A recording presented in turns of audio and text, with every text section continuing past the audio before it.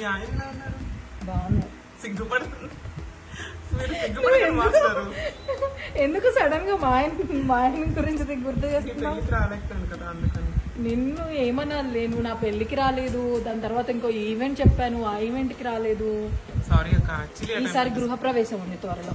ఖచ్చితంగా వస్తాను. నువ్వు ఎన్నిసార్లు మా ఇంటికి వస్తానని హ్యాండ్ ఇచ్చావు చెప్పవా? ఓ 10-15 times. It's all I hurt, నేను హర్ట్ అయ్యాను. ఉందా కొంచెం? మాత్రం సిగ్గు అయితే ఉంది కాబట్టి నెక్స్ట్ టైం ఖచ్చితంగా వస్తాను అంటున్నాను. నేను ఖచ్చితంగా వస్తాను. చూద్దాం. మా అమ్మ కూడా ఎప్పుడు అంటూ ఉండిద్ది తెలుసా, వస్తానంటది రాదని.